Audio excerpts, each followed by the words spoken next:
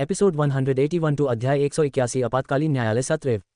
यांग निंग द्वारा मंत्रियों की निष्ठा पर प्रश्न उठाए जाने के बाद एक मंत्री आगे आया और अपना पक्ष समझाने की कोशिश की। राजकुमारी, आप हमारे इरादों को गलत समझ रही हैं। हमने यह नहीं कहा कि हमें मास्टर जियांग या महामहिम पर भरोसा नहीं है। हालांकि ये परिस्थिति ही थी जो हमें इस मामले में कोई भी निर्णय लेने से पहले 2 बार सोचने पर मजबूर कर रही थी। एक, हम वे लोग हैं जो महामहिम की सेवा करते हैं और हमेशा साम्राज्य के लिए सर्वश्रेष्ठ की कामना करते हैं। इसीलिए हम अपने परिवार और आराम की परवाह किए बिना दिन रात काम करते हैं। कृपया हमारी स्थिति को समझें और कृपया हम पर महामहिम का अपमान करने का आरोप न लगाएं, जो हमारा कभी इरादा नहीं था। हाँ महाराज, कृपया हम पर विश्वास करें। यांग लुयांग को छोड़कर बाकी मंत्री जमीन पर घुटने टेककर जेंग लियांग से एक साथ प्रार्थना करने लगे, मानो कोई भजन गा रहे हों। उन्हें नहीं पता कि राजकुमार जेंग जियांग कब महल लौटेंगे और युवराज का पदभार ग्रहण करेंगे।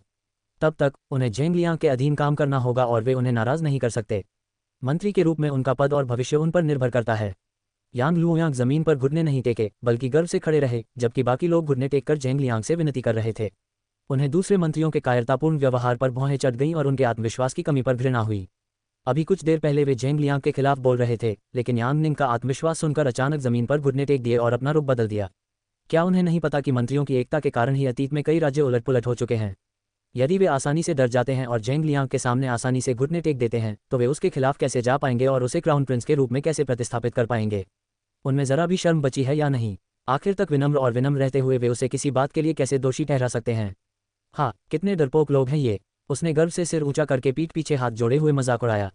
चूंकि उसने कुछ गलत नहीं किया था, इसलिए वह जेंग लियांग के सामने घुटने नहीं टेकेगा, जो देश का एक अस्थायी शासक मात्र है। बिना किसी साक्ष्य के यह आपातकालीन बैठक बिना किसी निर्णय के समाप्त हो जाएगी। अंडरस्को। यांग निंग मंत्रियों की एकता और उनके एकजुट होकर विनती करने के तरीके को देखकर हैरान रह गईं। उनके नारे और हरकतें प्रतियोगिताओं के दौरान मैदान में अपने पसंदीदा खिलाड़ियों का उत्साहवर्धन करने वाले प्रशंसकों की तुलना में कहीं ज्यादा एकरूप और तालमेल में थीं। इस विशेष दृश्य ने उन्हें उन प्रशंसकों की याद दिला दी जो उनके द्वारा भाग लिए गए मैचों में स्टेडियम में आने और उनका उत्साह बढ़ाने के लिए अपना समय निकालते थे। कई अन्य मशहूर हस्तियों की तरह उनका भी एक फैन क्लब था, क्योंकि उनकी लोकप्रियता किसी सेलिब्रिटी से कम नहीं थी। उनके प्रशंसक उनका उत्साह बढ़ाने के लिए उनके मैचों के लिए कार्यक्रमों की योजना बनाते थे और पूरे स्टेडियम को अपनी जोरदार जय जयकार और हुटिंग से भर देते थे। अगर हम उन्हें कुछ रंग बिरंगे पोम पोम दे दें, तो ये मंत्री अपने पसंदीदा लोगों के लिए जयकार करने वाले प्रशंसकों का एक समान समूह बन जाएंगे। अचानक एक विचार उसके दिमाग में आया, जिससे वह अनजाने में ही हंस पड़ी। एक, वाह, पोम पोम पकड़े हुए तो ये कितने हास्यास्पद लगेंगे। वह हंसी। जब उसे एहसास हुआ कि वह शाही दरबार में है, तो उसने अपने हाथ से अपना मुंह ढक लिया और अपने होठों को भींच लिया, ताकि वह अपने दिमाग में आए इस हास्यास्पद विचार के कारण खुद को जोर से हंसने से रोक सके। उसकी आंखों में आंसू आ गए, क्योंकि वह अपने सिर में पोम पोम पकड़े मंत्रियों की छवि को भूल नहीं पा रही थी। जेंग लियांग ने मंत्रियों के व्यवहार में अचानक आए बदलाव पर भौहें चढ़ाईं और यांग निंग की ओर देखा। उसे चिंता थी कि मंत्रियों के व्यवहार से यांग निंग घबरा जाएंगी, जो जमीन पर घुटनों के बल बैठकर एक साथ नारे लगाते हुए उससे समझ मांगने की कोशिश कर रहे थे। इस तरह की घटनाएं उनके लिए सामान्य थीं। हालांकि यांग निंग के लिए यह असहज हो सकता है, क्योंकि वह पहली बार शाही दरबार सत्र में भाग ले रहे हैं और इतने सारे मंत्रियों से निपट रहे हैं। हालांकि जब उसने उसे देखा तो वह ये देखकर हैरान रह गया कि वह मुस्कुरा रही थी और दूसरों की नज़रों से बचने के लिए अपना चेहरा हाथ से ढक रही थी। चूंकि वह उसके बगल में बैठा था, इसलिए उसका मुस्कुराता चेहरा उसकी नज़रों से छिपा नहीं रह सका। वह मुस्कुरा रही है। क्या ये स्थिति उसे अजीब लग रही है? वह सोचने लगा और समझने की कोशिश करने लगा कि उसे ऐसा क्या अजीब लग रहा है कि वह खुद को हंसने से नहीं रोक पा रही है। उसने अपनी भौहें उठाईं और उसकी असामान्य प्रतिक्रिया देखकर हैरान रह गया। लगता है वह उतनी नाजुक नहीं है जितनी वह उसे समझता है। ऐसा लगता है कि वह बैठक में भाग लेते हुए आनंद ले रही हैं। अंडरस्को। जमीन पर घुटने टेकने के बाद जेंग लियांग के आदेश पर मंत्री खड़े हो गए। उन्होंने विनम्रता से हाथ जोड़कर कहा, हमने अपने प्रश्न केवल इसलिए उठाए थे क्योंकि हम ये जानने को उत्सुक थे कि निदान रिपोर्ट में अचानक जहर न होने की बजाय महामहिम के रक्त में धीमा जहर कैसे पाया गया।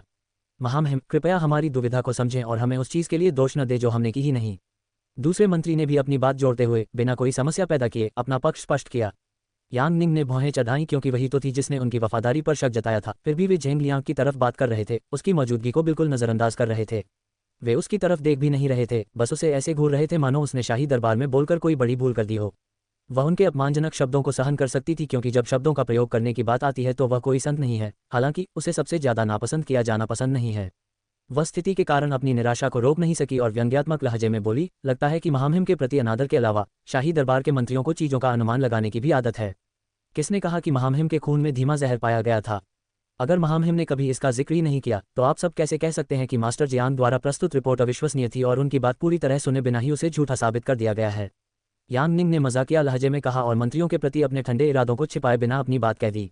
वह यहाँ से जेंग लियांग को बैठक का नेतृत्व सौंपने की सोच रही थी, लेकिन मंत्रियों के अपने प्रति असम्मानजनक रवैये ने उसे बातचीत में कूदकर उन्हें आखिरी झटका देने पर मजबूर कर दिया। चूंकि वे महिलाओं को नजरअंदाज करते हैं और उनका मजाक उड़ाते हैं, इसलिए महिला के मुंह से ऐसे शब्द उनके स्वाभिमान और अहंकार को सबसे ज्यादा ठेस पहुंचाते। जैसा कि उसने उम्मीद की थी, मंत्री अचंभित रह गए और अविश्वास से यांग निंग को देखने लगे, ये सोचते हुए कि क्या वह सच बोल रही है या नहीं। महाराज, क्या राजकुमारी कंसोर्ट सच कह रही हैं? अगर महामहिम के खून से नहीं, तो मास्टर जियांग कैसे यकीन कर सकते हैं कि महामहिम को जहर दिया गया था या नहीं?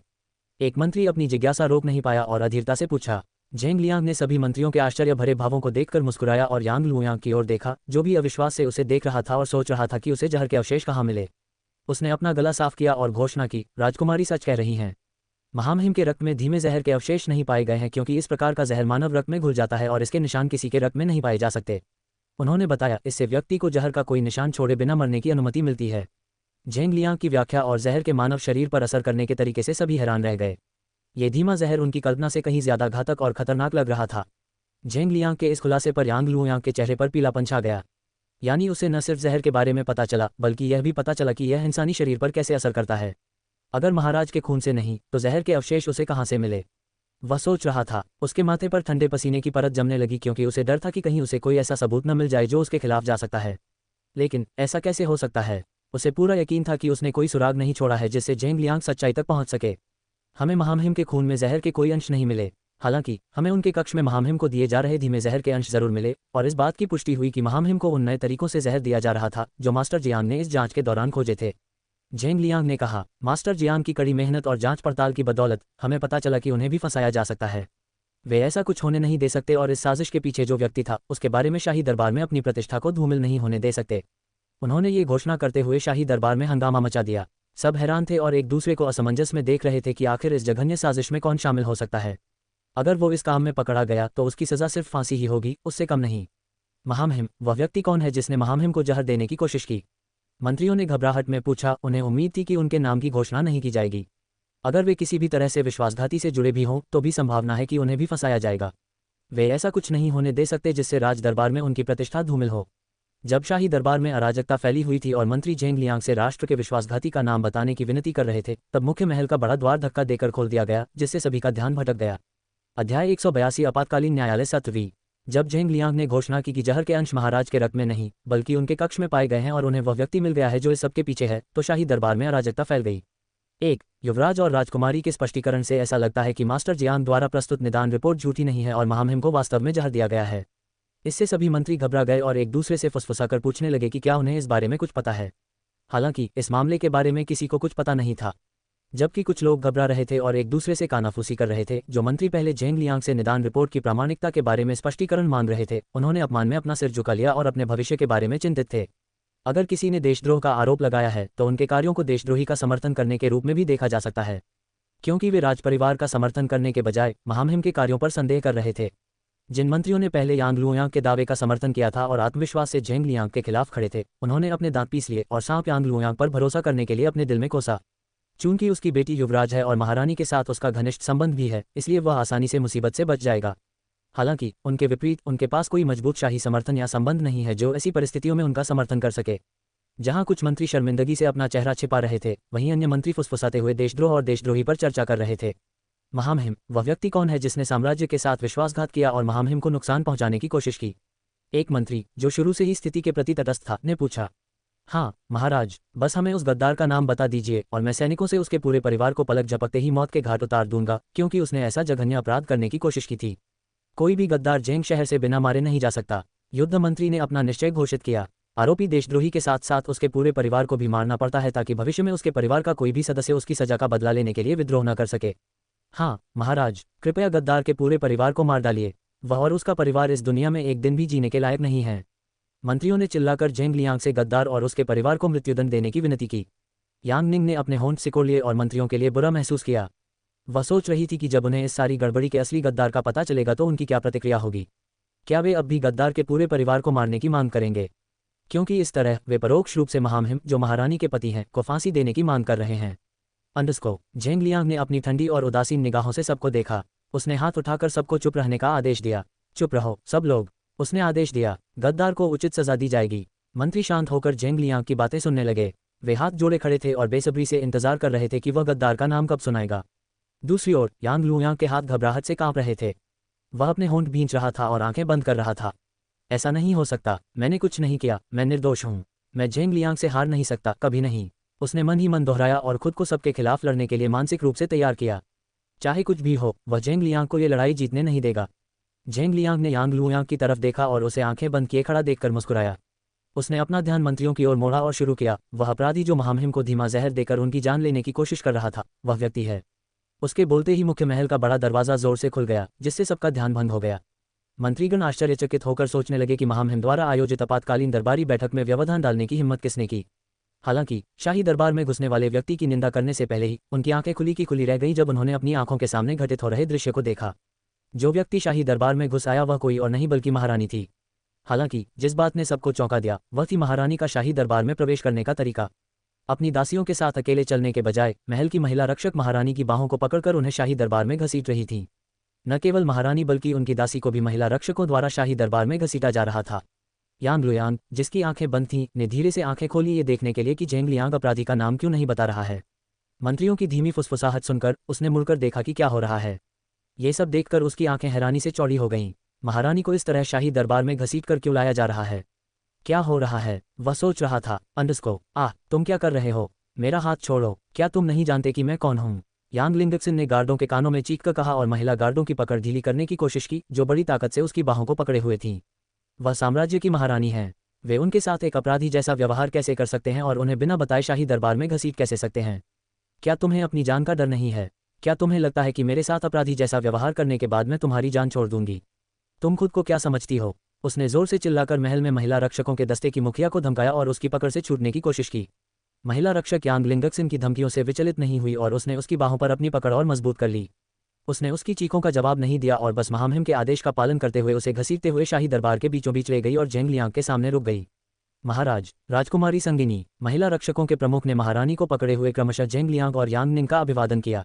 आप उसे छोड़कर पीछे हट सकते हैं, झेंग लियांग ने कहा और उन्हें यांग लिंगक्सिन को छोड़कर पीछे हटने का आदेश दिया। महिला रक्षकों ने सिर हिलाया और महारानी तथा उनकी दासी पर से अपनी पकड़ ढीली कर दी तथा पीछे हटकर कोनों में खड़ी हो गईं। महिला पहरेदारों ने महारानी पर से अपनी पकड़ ढीली कर दी तो यांग लिंगक्सिन को लगा कि उसके पैर कमजोर पड़ गए हैं और वह घुटनों के बल जमीन पर गिर पड़ी। उसका दिल अभी भी इतनी तेजी से धड़क रहा था कि मानो किसी भी पल उसकी छाती से बाहर निकल आएगा। वह नहीं जानती कि क्या हो रहा था, लेकिन इससे पहले उसे शर्मिंदगी से मरने का मन कर रहा था जब महिला गार्ड उसे उसके कक्ष से शाही दरबार में घसीट कर ले जा रही थीं और उसके साथ एक मामूली अपराधी की तरह व्यवहार कर रही थीं। यहाँ तक कि महल के गार्ड भी उसकी मदद करने और उसे उन महिला गार्डों से बचाने के लिए नहीं आ रहे थे जो झेंग लियांग के आदेश पर काम कर रही थीं। वह साम्राज्य की महारानी हैं, वे उन्हें सबके सामने कैसे अपमानित कर सकते हैं? झेंग लियांग, तुम क्या कर रहे हो? क्या तुम महामहिम की अनुपस्थिति में अपनी शक्तियों का दुरुपयोग करने की कोशिश कर रहे हो? तुम पहरेदारों को मुझे इस तरह घसीटने का आदेश कैसे दे सकते हो? यांग लिंगक्सिन अपमान और क्रोध से चीख पड़ी। सारे मंत्री उसे हैरानी से देख रहे थे और वो तो जमीन पर घुटनों के बल बैठी थी। झेंग लियांग उसके साथ ऐसा व्यवहार कैसे कर सकता है? क्या उसे नहीं पता कि महारानी का अनादर करने से उसे गंभीर समस्याएं हो सकती हैं? अध्याय 183 आपातकालीन न्यायालय सत्र 20। महाराज, यांग लिंगक्सिन के घुटनों के बल गिरकर जमीन पर दयनीय हालत में गिरते देख मंत्री डर के मारे हौंफने लगे। किसने सोचा था कि उन्हें एक ऐसा दिन देखने को मिलेगा जब महारानी को अपमानजनक तरीके से शाही दरबार में घसीटा जाएगा? महाराज, ये क्या हो रहा है? इसका क्या मतलब है? एक मंत्री ये देखकर हतप्रभ रह गया और आगे बढ़कर चिंतित होकर महारानी की हालत देखने के लिए बोला। वह तो साम्राज्य की महारानी है, शाही महल के पहरेदार उन्हें शाही दरबार में कैसे घसीट सकते हैं? झेंग लियांग ने उस आदमी पर एक उदासीन नजर डाली, लेकिन उसके सवाल का जवाब नहीं दिया और यांग लिंगक्सिन की ओर मुड़ा जो जमीन पर बेबस बैठी थी। कोई उसे खड़ा होने में मदद करे। उसने कोने में खड़ी महिला गार्ड को आदेश दिया। महारानी को संबोधित करते हुए उसके उदासीन लहजे ने मंत्रियों में खलबली मचा दी, जो पूरी स्थिति से हैरान थे। यांग लिंगक्सिन ने शर्मिंदगी से दांत पीस लिए और मुठ्ठियां भींच लीं क्योंकि वह महसूस कर सकती थी कि सबकी आंखें उस पर अटकी हुई थीं। उसने झेंग लियांग और यांग निंग की ओर देखा जो अपने सिंहासन पर बैठे थे और जब वह सबके सामने घुटनों के बल गिर पड़ी तब भी वह नहीं हिली। उनकी हिम्मत कैसे हुई? मुझे मत छुओ, चले जाओ। यांग लिंगक्सिन ने घृणा से भौहें चढ़ाईं और उस महिला रक्षक का हाथ झटक दिया जो उसे खड़ा होने में मदद करने आई थी। इसके बजाय उसने अपनी दासी को बुलाया जो उसकी मदद के लिए जमीन पर घुटनों के बल बैठी थी। झेंग लियांग, क्या तुम भूल गई हो कि मैं झेंग साम्राज्य की महारानी हूँ? तुम महल के रक्षकों को मुझे इस तरह शाही दरबार में घसीटने का आदेश कैसे दे सकती हो? भले ही महामहिम अस्वस्थ हो, आप मेरे साथ ऐसा व्यवहार नहीं कर सकते। यांग लिंगक्सिन ने शिकायत में चिल्लाया और अपनी नौकरानी के सहारे अपने पैरों पर खड़े होते हुए सबके सामने उन्हें डांटा, जिसे महिला गार्डों ने भी छोड़ दिया था। हालांकि अब वह अपने पैरों पर खड़ी थी, फिर भी उसका शरीर कमजोर और सुस्त महसूस कर रहा था। वह अपनी नौकरानी को सहारा देते हुए कमजोर सी खड़ी थी। वह अभी भी उस घटना से स्तब्ध थी जो कुछ देर पहले हुई थी और जिस तरह से महिला गार्ड बिना किसी पूर्व सूचना के उसके कमरे में घुस आई थी। वह समझ नहीं पा रही थी कि झेंग लियांग ऐसा व्यवहार क्यों कर रहा था। वह अपनी शक्तियों का दुरुपयोग करने वालों में से नहीं है। भले ही उनके बीच संबंध अच्छे नहीं थे और उसने कभी उसे मां कहकर संबोधित नहीं किया, उसने कभी उसका अपमान भी नहीं किया, फिर वह एक ठग की तरह कैसे व्यवहार कर रहा है और गार्डों को उसे सबके सामने शाही दरबार में घसीटने का आदेश देने का साहस कैसे कर रहा है। इतना ही नहीं, वह शाही दरबार में एक अपराधी की तरह खड़ी थी जबकि वह अपनी पत्नी के साथ सिंहासन पर बैठा था। क्या उसे डर नहीं है कि अब से जनता उसे कैसे देखेगी? जब झेंग लियांग ने कुछ नहीं कहा और उसे ठंडे भाव से देखा, तो यांग लिंगक्सिन ने एक गहरी सांस ली और जनता की सहानुभूति हासिल करने के लिए अपने अंतिम हथियार का उपयोग करने का फैसला किया। उसके आंसू। वह नहीं जानती थी कि किस वजह से वह एक निश्चित तरीके से कार्य कर रहा था। हालांकि उसे यकीन था कि वह उसके आंसुओं को कभी नहीं हरा सकता। यहाँ तक कि महामहिम भी उसके आंसुओं के सामने कमजोर पड़ जाते हैं। झेंग लियांग, भले ही मैंने तुम्हें अपनी कोख से जन्म नहीं दिया, फिर भी मैंने तुम्हें हमेशा अपने बेटे की तरह माना है। मैंने हमेशा तुम्हें अपने खून से भी ज्यादा प्यार और परवाह की है। झेंग जियांग, जब मैं अपने सबसे बुरे दौर से गुजर रही हूँ तो तुम सबके सामने मुझे इस तरह कैसे अपमानित कर सकते हो? उसने अपनी छाती पकड़ ली और फूट फूट कर रोने लगी। उसके गालों पर गर्म आंसू बह रहे थे। सिर्फ इसलिए कि मेरे पति बीमार हैं और बिस्तर पर हैं, क्या तुम्हें लगता है कि मुझे इस तरह अपमानित करना तुम्हारे लिए सही है? हालांकि तुम साम्राज्य के अस्थायी शासक हो, क्या तुम्हें लगता है कि अपनी शक्तियों का इस तरह दुरुपयोग करना तुम्हारे लिए सही है? वह रोई और सिसकते हुए मंत्रियों की ओर देखने लगी, जो सहानुभूति भरी निगाहों से उसकी ओर देख रहे थे, और बोली, भले ही महामहिम स्वस्थ नहीं है, फिर भी वे झेंग साम्राज्य के सम्राट हैं और मैं उनकी महारानी हूँ। आपको पहरेदारों को मुझे शाही दरबार में घसीटने का आदेश देने का कोई अधिकार नहीं है। महारानी होने के नाते मुझे भी अपनी गरिमा की रक्षा करनी है। मेरा अनादर करके आप झेंग साम्राज्य की महारानी और महामहिम की उपाधि का अपमान कर रहे हैं। उसने झेंग लियांग को अपनी दृढ़ दृष्टि से देखते हुए कहा। उसे आज तक किसी ने इस तरह अपमानित नहीं किया। उसने महामहिम की उपपत्नी रहते हुए भी इस तरह का अपमान कभी महसूस नहीं किया था। हालांकि आज झेंग लियांग ने उसे शाही दरबार में घसीटकर न केवल अपमानित किया है, बल्कि उन सभी मंत्रियों और महल के कर्मचारियों के सामने भी उसे शर्मिंदा किया है, जो दर्शकों की तरह उसकी अपमानजनक स्थिति को देख रहे थे। यांग लुयांग ने महारानी की ओर देखा, जो अपनी दासी के पास कमजोर सी खड़ी थी, और अपना ध्यान झेंग लियांग की ओर मोड़ दिया। हालांकि वह कितना भी शांत दिख रहा हो, उसके हाथ घबराहट से कांप रहे थे और उसका गला सूख रहा था। वह यांग लिंगक्सिन को भी महल में ले आया। क्या उसे उनकी साजिश के बारे में कुछ पता चला? उसे आश्चर्य हुआ। अंडस्को, महारानी जिस तरह से झेंग लियांग के खिलाफ खड़ी थी, उसे देखकर मंत्री अपनी जिज्ञासा को और रोक नहीं पाए और हैरानी से पूछा, महाराज, मेरी अशिष्टता के लिए मुझे क्षमा करें। क्या मैं आपसे पूछ सकता हूं कि आपने महारानी को शाही दरबार में क्यों बुलाया? क्या राजद्रोह के मामले का उससे कोई लेना देना है? युद्ध मंत्री ने हिचकिचाते हुए पूछा। पूछते हुए भी उन्होंने अपना लहजा यथासंभव विनम्र और बिना किसी संदेह के रखा। पूरी स्थिति की जानकारी के बिना वे झेंग लियांग या यांग लिंग को और परेशान नहीं कर सकते थे। राजद्रोह शब्द सुनते ही यांग लिंगक्सिन की आंखें चौंक कर चौड़ी हो गईं। उसने अपनी लार नीली और झिझकते हुए यांग लुयांग की ओर देखा, ये समझने की कोशिश कर रही थी कि क्या हो रहा है। मंत्री ने शाही दरबार में निषिद्ध शब्द राजद्रोह का जिक्र क्यों किया? उसने सोचा। हालांकि जब उसने यांग लुयांग को अपनी नजरों से बचते देखा तो उसकी धड़कनें रुक गईं। क्या झेंग लियांग को कुछ पता चल गया था? क्या इसीलिए उसने शाही दरबार में सबको इकट्ठा किया था? उसने अनुमान लगाया। उसका चेहरा पीला पड़ गया और उसके माथे पर ठंडे पसीने की बूंदें बनने लगीं। उसने अपनी नौकरानी का हाथ कसकर पकड़ लिया, क्योंकि उसे डर था कि उसका बेतरतीब अनुमान सच हो सकता है। अगर ऐसा हुआ तो उसकी पूरी जिंदगी बर्बाद हो जाएगी। झेंग लियांग ने यांग लिंगक्सिन के हाव भाव में आए बदलाव को नोटिस किया और उसकी आंखों में डर देखा। उसने अपनी पत्थर जैसी ठंडी नज़र से उसे देखा और मंत्री को जवाब दिया, जिसने सवाल उठाया था, वरना मैं उसे शाही दरबार में क्यों बुलाऊंगा? क्या तुम्हें लगता है कि मेरे पास बहुत ज्यादा खाली समय है? उसने व्यंग्यात्मक लहजे में कहा। मंत्री उसकी बात सुनकर हैरान रह गए और सोचने लगे कि महारानी का गद्दार से क्या रिश्ता हो सकता है। यांग लिंगक्सिन को अपनी रीढ़ में ठंडक महसूस हुई। उसकी निगाहों की तरह उसके शब्द भी बर्फ जैसे ठंडे थे, जो उसे चेतावनी के संकेत दे रहे थे। ये स्थिति ठीक नहीं लग रही, कुछ तो गड़बड़ है। अध्याय 184 आपातकालीन न्यायालय सत्र 7। झेंग लियांग की बात सुनकर मंत्री हतप्रभ रह गए और महारानी की ओर उलझन भरी नजरों से देखने लगे। उन्हें समझ नहीं आ रहा था कि गलत कौन है, लेकिन जिस तरह झेंग लियांग सार्वजनिक रूप से महारानी से भिड़ रहा था, उसे देखते हुए ये कोई छोटी बात नहीं होगी। उसने ऐसा कौन सा गुनाह किया था कि उसे सबके सामने इस तरह अपमानित होना पड़ा? झेंग लियांग ने जिस तरह महिला रक्षकों से उसे शाही दरबार में घसीटने के लिए कहा और इस आपातकालीन शाही दरबार की व्यवस्था की, उसे देखते हुए ये गंभीर बात होनी ही चाहिए। अन्यथा युवराज और साम्राज्य के अस्थायी शासक के रूप में झेंग लियांग बाहरी लोगों के सामने महारानी को कभी शर्मिंदा नहीं करता। झेंग लियांग के उदासीन शब्दों ने महारानी की छवि सबके सामने बदल दी और वे ये सोचने से खुद को नहीं रोक पाए कि महारानी का राजद्रोह के मामले से क्या संबंध है। जहां हर कोई सच्चाई जानने की उत्सुकता से तड़प रहा था, वहीं यांग लिंगक्सिन को लगा जैसे उसकी पूरी दुनिया उसके सामने ढह गई हो। जो मंत्री कुछ देर पहले उसे सहानुभूति भरी निगाहों से देख रहे थे, अब उसकी जांच कर रहे थे और सच्चाई जानना चाहते थे। घबराहट में उसके हाथ कांप रहे थे। उसने अपनी पूरी हिम्मत जुटाई और झेंग लियांग से कहा, राजद्रोह? झेंग लियांग, तुम यहाँ क्या कहना चाह रहे हो? क्या तुम कह रहे हो कि तुमने मुझे यहाँ घसीटा क्योंकि तुम्हें लगता है कि मैंने देशद्रोह का प्रयास किया है? तुम मुझ पर बेतुका आरोप कैसे लगा सकते हो? मैं साम्राज्य की महारानी हूँ, मैं देशद्रोह का प्रयास क्यों करूंगी और उस राष्ट्र के साथ विश्वासघात क्यों करूंगी जहाँ के लोग मेरे बच्चों जैसे हैं? उसने उसे समझाने की कोशिश की। मंत्रियों ने एक दूसरे की ओर देखा और उसके तर्क पर सिर हिलाया। जैसा कि झेंग लियांग पहले कह रहा था, उसके पास महामहिम को धोखा देने और उन्हें जहर देने का कोई कारण नहीं है। क्या उसका उस गद्दार या उसके किसी करीबी से कोई रिश्ता है? क्या इसीलिए झेंग लियांग को उस पर शक है? वे सोच रहे थे, भले ही तुम मुझसे नफरत करते हो, तुम मुझे उस चीज़ के लिए जिम्मेदार नहीं ठहरा सकते जो मैंने की ही नहीं। साम्राज्य की महारानी होने के नाते मैं तुम्हें सत्ता के लालच में कभी भी गलत रास्ता अपनाने और निर्दोष लोगों को सजा देने की इजाज़त नहीं दूंगी। उसने बदले में उस पर सत्ता के भूखे होने और उस पर देशद्रोह का झूठा आरोप लगाने का आरोप लगाया। इस समय वह अपनी सारी उम्मीद खो चुकी है। उसे नहीं पता कि झेंग लियांग को कितना पता है और उसके अपराधों के बारे में उसके पास कोई सबूत है भी या नहीं। फिर भी वह हार नहीं मान सकती और उसे खुद पर हावी नहीं होने दे सकती। वह खुद कमान संभालेगी और हालात को उसके पक्ष में मोड़ देगी। इसीलिए कमज़ोर औरत बनने का नाटक करने के बजाय उसने बागडोर अपने हाथ में लेने और खुद को बचाने का फैसला किया और सारा दोष झेंग लियांग पर डाल दिया। यांग लिंगक्सिन के अंत तक लड़ने के तरीके से हैरान थी। गलती होने के बावजूद उसमें झेंग लियांग पर सारा दोष मरने की हिम्मत जरूर थी। अब तक उसे अंदाजा हो गया होगा कि क्या हो रहा है। हालांकि जिस तरह से वह अपनी बेगुनाही पर अड़ी रही वह अविश्वसनीय था। उसने झेंग लियांग की तरफ देखा और जब उनकी नज़रें मिली तो उसने सिर हिलाया। उसके दिमाग में भी यही बात चल रही थी कि इस मामले को जल्द से जल्द खत्म कर देना है। झेंग लियांग उसके पास झुका और फुसफुसाया, चिंता मत करो, मैं तुम्हें शाम की चाय के लिए देर नहीं होने दूंगा। उसने दर्शकों की ओर मुड़ने से पहले कहा। यांग निंग, उसे हैरानी हुई कि इस स्थिति में भी वह उसकी शाम की चाय के लिए देर होने की चिंता में था। हालांकि उसने शाही दरबार की बैठक में आने से पहले कुछ नहीं खाया था क्योंकि वह घबराई हुई थी कि कहीं कुछ गड़बड़ न हो जाए। उसे भूख तो लग रही थी लेकिन इतनी नहीं कि वह इस स्थिति में खाने की चिंता करे। यांग लिंगक्सिन की क्या प्रतिक्रिया होगी अगर उसे पता चले कि झेंग लियांग के लिए यांग निंग का चाय का समय उसकी जान से ज्यादा महत्वपूर्ण है।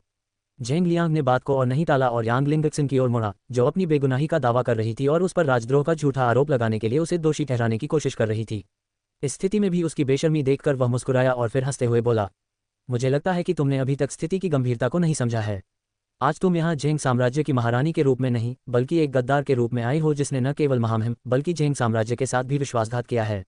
झेंग लियांग ने ठंडे स्वर में कहा। झेंग लियांग की बात सुनकर फुसफुसा रहे मंत्री चुप हो गए और उन्हें शाही दरबार में तनाव बढ़ता हुआ महसूस हुआ। दरबार में सन्नाटा इतना गहरा था कि उनकी सांसों की आवाज़ भी उनके कानों को परेशान कर रही थी। झेंग लियांग ने जब सीधे तौर पर इस मामले को उठाया तो यांग लिंगक्सिन की आंखें डर से चौड़ी हो गईं। अब तक मंत्री ही राजद्रोह शब्द का जिक्र करते थे और झेंग लियांग सिर्फ सही बयान देते थे। उसके शब्द किसी धारदार चाकू की तरह थे जो हम उसके सीने पर सीधे उसके दिल पर भोंक रहे थे। क्या उसे महामहिम के स्वास्थ्य के बारे में सच्चाई पता चल गई है? वह सोच रही थी और उसके अलगाव का असली कारण जानने से डर रही थी। उसने अपनी नौकरानी की तरफ देखा जिसका रंग भी पीला पड़ गया था और उसके हाथ भी कांप रहे थे। उसने अपनी नौकरानी की बांह कसी और उसे होश में आने के लिए घूरा। वे यहाँ कोई गलती नहीं कर सकते वरना उनका भविष्य हमेशा के लिए बर्बाद हो जाएगा। क्या तुम्हें लगता है कि अगर तुम मुझ पर देशद्रोह का झूठा आरोप लगाओगी तो महामहिम तुम्हें जाने देंगे? झेंग लियांग, मैं तुम्हें एक आखिरी चेतावनी दे रही हूँ, मेरे धैर्य की परीक्षा मत लो वरना अंजाम अच्छे नहीं होंगे। उसने लाल आंखों से उसे देखते हुए ठंडे स्वर में कहा। झेंग लियांग उसके इस रवैये से खुश था। इस स्थिति में भी वह निर्दोष होने की दलील देने के बजाय सारा दोष उस पर मरने की पूरी कोशिश कर रही थी। अच्छा, बहुत अच्छा, यदि वह इस तरह से व्यवहार करने जा रही है तो उसके पास उसके प्रति नर्म रुख अपनाने का कोई कारण नहीं है ना? लेडी यांग लिंगक्सिन, मेरे पास अब आपसे बहस करने का न तो समय है और न ही धैर्य। जैसा कि आप देख सकती हैं मेरे पास और भी कई जरूरी मामले हैं। उसने महारानी को महारानी की उपाधि से नहीं बल्कि उनके नाम से संबोधित करते हुए कहा। झेंग लियांग ने महारानी को उपाधि से नहीं बल्कि उनके नाम से पुकारा तो सभी हैरान रह गए। इसका क्या मतलब है? वे सोच में पड़ गए और शाही दरबार के उदास माहौल को महसूस कर सकते थे। झेंग लियांग ने मंत्रियों की ओर देखा और कहा, क्या आप सब यह नहीं जानना चाहते थे कि वह कौन था जिसने महामहिम के साथ विश्वासघात किया और उन्हें जहर देने की कोशिश की? गद्दार आप सबके सामने है। जो व्यक्ति इस पूरे समय महामहिम को जहर दे रहा था वह कोई और नहीं बल्कि महारानी यांग लिंगशिन थी। उन्होंने कहा। मंत्री अचानक हुई इस घोषणा से घबरा गए और स्तब्ध रह गए। उन्हें उम्मीद नहीं थी कि सच्चाई इतनी कड़वी और चौंकाने वाली होगी। तो क्या महारानी उस व्यक्ति से संबंधित नहीं थी जिसने राजद्रोह का आरोप लगाया था, बल्कि वह स्वयं गद्दार थी? लेकिन क्यों? उसे महाराज को मारने की कोशिश करने की क्या जरूरत थी? अगर वह महाराज को मारने की कोशिश करती तो क्या इससे महल में उसकी शक्ति और पद पर असर नहीं पड़ता? फिर उसने ऐसा क्यों किया? सब सोच रहे थे। स्थिति समझ में नहीं आ रही थी। जब सारी शक्ति उसके हाथ में है तो वह अपने पति को मारने की कोशिश क्यों करेगी? झेंग लियांग, तुम्हारी हिम्मत कैसे हुई? क्या तुम्हें झूठ बोलने और एक निर्दोष पर उसके पति को जहर देने का आरोप लगाने के लिए ईश्वर का भय नहीं है? जब सारी खुशियां और शक्ति मेरे हाथों में है तो मैं अपने पति को जहर क्यों दूंगी? ये बिल्कुल भी समझ में नहीं आता। यांग लिंगक्सिन चिल्लाए और अपनी बेगुनाही का दावा करने लगी जबकि उसके गालों पर आंसू बह रहे थे। उसे यकीन नहीं हो रहा कि उसे सच पता चल गया। हालांकि वह इसे कभी स्वीकार नहीं करेगी। जब तक वह इसे स्वीकार नहीं करती वह उसके बारे में कुछ नहीं कर सकता, क्योंकि कोई रास्ता नहीं है जिससे वह साबित कर सके कि वही महामहिम को जहर दे रही थी। झेंग लियांग ने यांग लिंगक्सिन के आत्मविश्वास का मजाक उड़ाया और उससे बहस करने की जहमत नहीं उठाई। उसने अपने निजी रक्षक गुलान को इशारा किया। जिसने उसे प्रणाम किया और शाही दरबार से बाहर जाने के लिए निकल गया। सभी उत्सुक थे कि आगे क्या होने वाला है। हालांकि कुछ ही क्षणों बाद मुख्य महल का द्वार फिर से खुला और गुलान अपने दोनों हाथों से उन दोनों आदमियों के कॉलर पकड़ते हुए वापस लौटा। मंत्रीगण तो उलझन में थे कि क्या हो रहा है, लेकिन यांग लियांगक्सिन और यांग लुयांग की आंखें भय से चौड़ी हो गईं। ऐसा हो ही नहीं सकता। अध्याय 185 आपातकालीन न्यायालय सत्र 8।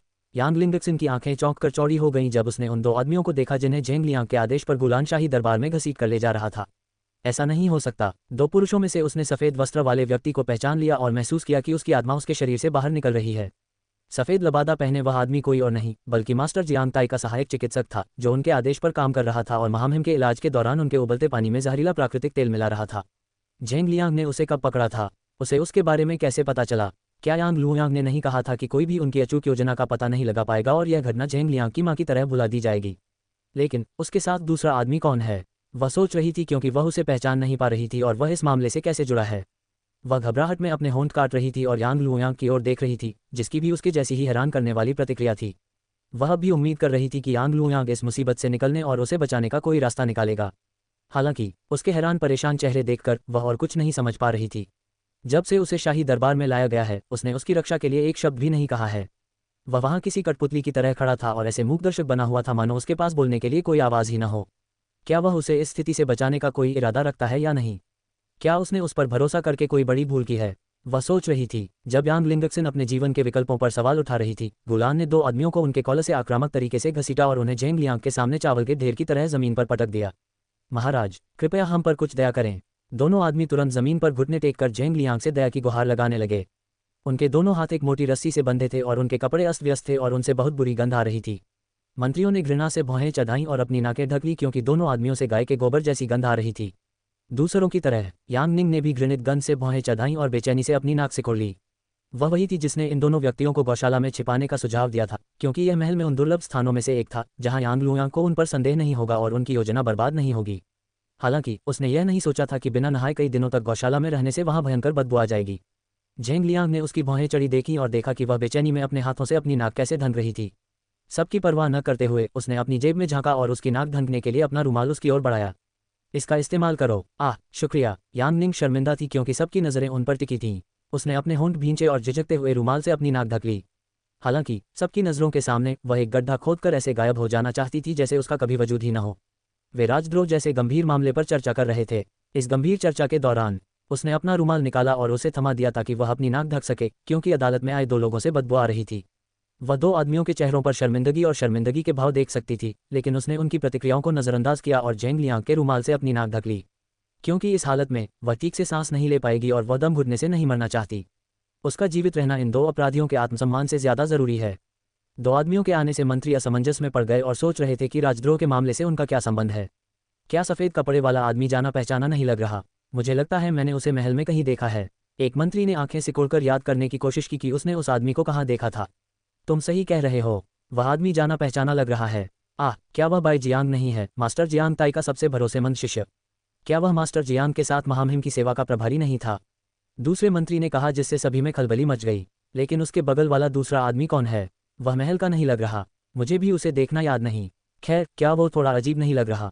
क्या वो किसी दूसरे राज्य से आया है? क्या वो थोड़ा अलग नहीं लग रहा? दूसरे व्यक्ति ने पूछा। सब लोग बिल्कुल, झेंग लियांग चिल्लाया, जिस पर सब तुरंत चुप हो गए। उसने यांग लुयांग की तरफ देखा और उसके भावों में कठोरता देखी।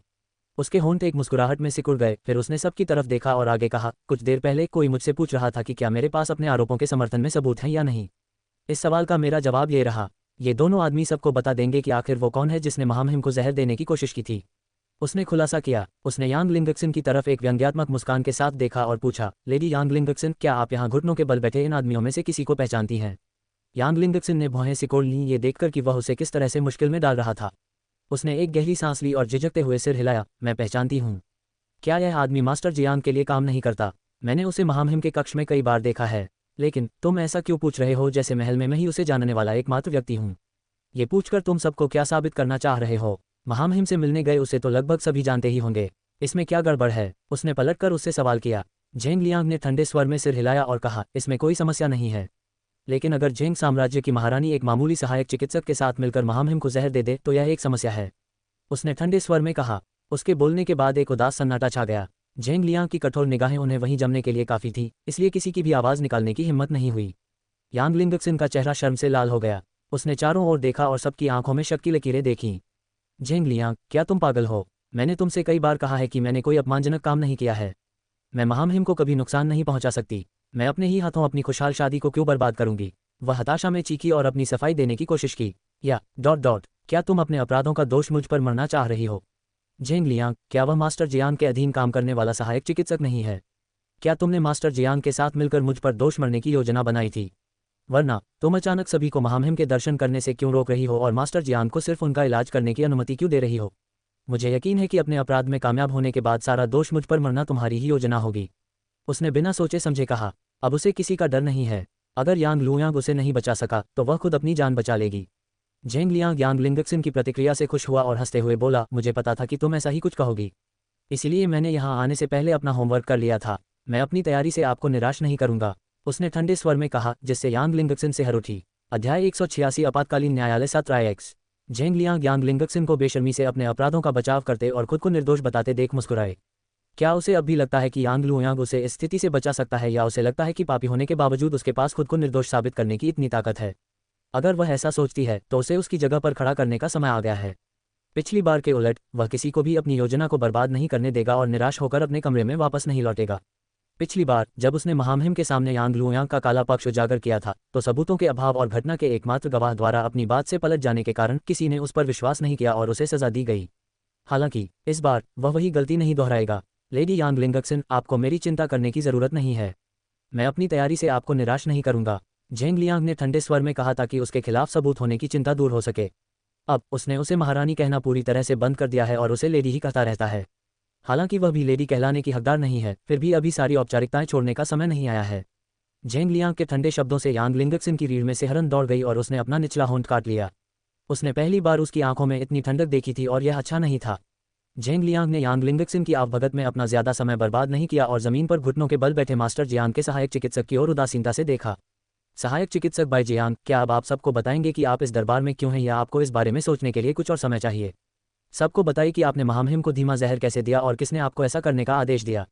बोलिए। उन्होंने उसे आदेश दिया। शाही दरबार एक बार फिर अराजक फुसफुसाहट के साथ उभरा। झेंग लियांग के बयान से मंत्री चौंक गए। उन्होंने अनजाने में मास्टर जियांग की ओर देखा, जो ऐसे उदासीन भाव से थे मानो इस मामले का उनसे कोई लेना देना ही न हो। तो मास्टर जियांग ताई के सहायक चिकित्सक ने ही महामहिम को जहर दिया था। इसमें कोई शक नहीं कि जब सब उसकी नीयत पर शक कर रहे थे और उसकी रिपोर्ट पर सवाल उठा रहे थे तब उसने पहले कुछ नहीं कहा होगा। सबको हैरानी हुई। यद्यपि वह इस मामले में सीधे तौर पर शामिल नहीं थे, फिर भी अपने स्वामी के रूप में वह ऐसे व्यक्ति को अपनी देखरेख में रखने और उसे चिकित्सा सिखाने के दोषी थे जिसने महामहिम को जहर देकर मारने की कोशिश की थी। जब सबकी निगाहें सहायक चिकित्सक पर टिकी थीं और वे अपराधी का नाम बताने का इंतजार कर रहे थे, बाई जियांग, जिसके हाथ एक मोटी रस्सी से बंधे थे और जो जमीन पर घुटनों के बल बैठा था, झिझकते हुए ऊपर देखकर महामहिम और उनके गुरु जियांग ताई से अपनी बेगुनाही की गुहार लगा रहा था। महामहिम, मैंने कुछ नहीं किया। हालांकि जब उसने यांग निंग के बेपरवाह हाव भाव देखे जो झेंग लियांग के बगल में बैठी उसकी आत्मा में झांक रही थी, तो वह डर से कांप उठा। उसने अपने शब्द निगल लिए और घबराहट में अपने होंठ भींच लिए। ये औरत कोई मजाक नहीं है। वह राजकुमारी है जिसे सौम्य और दयालु माना जाता था, फिर भी वह अब तक देखी गई सबसे पागल औरत थी। पिछले कुछ दिनों से वह गौशाला में बंद था और गुलान ने उसे बुरी तरह पीटा था। हालांकि पिछली रात के बाद वह झेंग लियांग या गुलान से ज्यादा यांग निंग से डर रहा था, जिन्होंने उसे बुरी तरह पीटा था। कल रात वह उससे गौशाला में मिलने आए और उसे धमकी दी कि कल दरबार में सच बोलो, वरना वह न सिर्फ उसे बल्कि उसके पूरे कुल को मार डालेगी ताकि उसे सच न बोलने की सजा मिले। अंधेरे में खड़ी होकर वह अपने हाथों में एक तेज तीर पकड़े हुए थी और उससे ऐसे खेल रही थी जैसे वह किसी बच्चे का खिलौना हो। उसने अपनी ठंडी निगाहों से उसे देखा और धीमी आवाज में बुदबुदाया, जिससे वह कांप उठा। क्या तुमने मेरे बारे में अफवाहें सुनी हैं कि मैं एक ऐसी क्रूर औरत हूं जो लोगों को मारने के लिए इतनी बेरहम है? मुझे यकीन है कि तुमने इसके बारे में जरूर सुना होगा। क्या तुमने यह अफवाह सुनी है कि महामहिम से शादी करने से पहले मैंने एक ही तीर से जंगली भालू को मार डाला था? जिस जंगली भालू को इतने प्रशिक्षित पहरेदार पकड़ नहीं पाए, उसे मैंने एक ही तीर से मार डाला। अच्छा, क्या तुम्हें लगता है कि यह सिर्फ एक अफवाह थी? उसने पूछा। उसका पीला सा रंग देखकर उसने मजाक में उस पर मुस्कुराया और उसके करीब आ गई। उसने उसके कंधों पर थपथपाया और कहा, अब तक तुम महारानी के लिए काम कर रहे थे, अब समय आ गया है कि तुम सोच समझकर अपना पक्ष चुनो। अरे, मैं तो भूल ही गई। बदकिस्मती से अब तुम्हारे पास कोई चारा भी नहीं है। या तो मेरा साथ दो या अपने परिवार के साथ बुरी तरह मर जाओ। उसने बेपरवाही से कहा, अगर कल तुम मरने के बाद दरबार में झूठ बोलोगे तो मैं तुम्हें और तुम्हारे परिवार को श्राप देने के लिए एक ओझा को रखूंगा और यह सुनिश्चित करूंगा कि मरने के बाद भी तुम्हें कभी शांति न मिले। समझे? राजकुमारी, मुझे माफ कर दो। तुम जो भी कहोगी मैं करूंगा, लेकिन मेरे परिवार को कुछ मत करना। उन्होंने कुछ नहीं किया, वे निर्दोष हैं। वह उनके सामने झुक गया और बेताबी से विनती करने लगा, किसी की मौत के बाद उसे श्राप देना तड़प तड़प कर मरने से कहीं ज्यादा बुरा है। ये औरत इतनी क्रूर और क्रूर चीज कैसे सोच सकती है? वह सचमुच वैसी ही क्रूर औरत है जैसा सब उसके बारे में कहते हैं। यांग निंग उसकी प्रतिक्रिया से खुश होकर मुस्कुराए। वह उससे मिलने इसलिए आई थी क्योंकि वह ये सुनिश्चित करना चाहती थी कि कल दरबार में सब कुछ ठीक रहे और पिछली बार की तरह झेंग लियांग के खिलाफ हालात न बने। उसने अभी जो धमकियां दी थीं उसके बारे में वह हमेशा से एक बार कोशिश करना चाहती थी। उसने उपन्यासों में पढ़ा था कि ऐसे ऐतिहासिक उपन्यासों में लोग कितनी आसानी से मौत की धमकियां दे देते हैं। अगर उसने अपनी दुनिया में ऐसा करने की कोशिश की तो पूरा मीडिया और पुलिस उसके पीछे पड़ जाएंगे, उसे उस चीज़ के लिए जिम्मेदार ठहराएंगे जिसकी उसने अभी तक कोशिश भी नहीं की है। हालांकि जो उसकी दुनिया में संभव नहीं है वह इस काल्पनिक दुनिया में कर सकती है। चूंकि इस दुनिया में कोई भी उसके पीछे नहीं पड़ेगा, इसलिए वह अपनी इच्छा पूरी करना चाहती थी और कम से कम एक बार खलनायिका की तरह व्यवहार करना चाहती थी। बाईजियान के सिसकते शब्दों से यांग निंग आसानी से पिघल नहीं पाए और उसने उपहास करते हुए कहा, ये कल तुम्हारे प्रदर्शन पर निर्भर करता है। गड़बड़ मत करना, ठीक है? उसने गौशाला से बाहर जाने से पहले ठंडे स्वर में कहा। बाईजियान के हाथ डर से कांप उठे जब उसे पिछली रात की याद आई। जिस तरह से उसने उसे धमकाया था उससे ऐसा बिल्कुल नहीं लग रहा था कि वह मजाक कर रही है या अपनी धमकियों से उसे धोखा दे रही है। वह उसे उसके पूरे परिवार को कोसने की धमकी कैसे दे सकती है? ये कितना क्रूर और निर्दयी है। उसने घबराहट में एक घूंट भरा और उसका बदन ऊपर नीचे उछलने लगा जब उसने यांग निंग को उस पर हंसते और खिलखिलाते देखा। यांग निंग ने उससे आंखें मिलाईं और अपनी तर्जनी उंगली अपनी गर्दन पर फेरते हुए गला काटने जैसा इशारा किया। सच बोलो, सच। उसने धीरे से अपने होंठ हिलाए ताकि वह उसके होंठों की हरकत पढ़कर उसकी बात समझ सके। बाईजियान डर के मारे हौंफने लगा और पकड़े जाने के बाद जैसा उसे सिखाया गया था वैसा बहाना बनाकर इस स्थिति से बाहर निकलने के बजाय वह जमीन पर झुक गया और अपना सिर जमीन से लगा लिया और हताश होकर चिल्लाया, नहीं, मैं बोलूंगा, मैं सबको सच बताऊंगा। यांग लुयांग ने अपने होंठ भींच लिए और उम्मीद कर रहा था कि वह आदमी उसे निराश नहीं करेगा और वैसा ही व्यवहार करेगा जैसा उसने उसे ऐसी परिस्थितियों में करना सिखाया था। शुक्र है उसने उसे सबसे बुरे हालात के लिए तैयार कर दिया है और पकड़े जाने पर क्या करना है ये भी सिखा दिया है। कुछ गड़बड़ तो नहीं होगी, है ना? उसने सोचा। हाँ, मैंने महामहिम के कक्ष में भाप छोड़ते गर्म पानी में जहरीला प्राकृतिक तेल डाला था। चूंकि महामहिम के भोजन की जांच पहरेदार करते थे और वे उसे चखते थे, इसलिए उन्हें सीधे जहर देना असंभव था। बाईजियान ने खुलासा किया।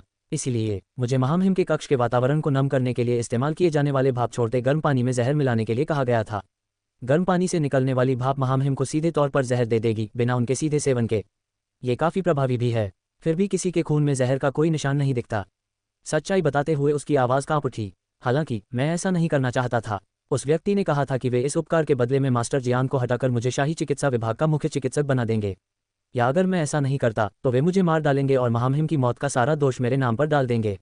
मैं ऐसा नहीं कर सकता महाराज, मेरे पास सचमुच कोई चारा नहीं था। मुझे डर था कि कहीं मुझे गलत फंसाया न जाए। वह आदमी बुरी तरह रोया और जेंग लियांग से विनती की। गुरु जियांग ने अपमान से अपने होंठ भींच लिए और सिर झुका लिया।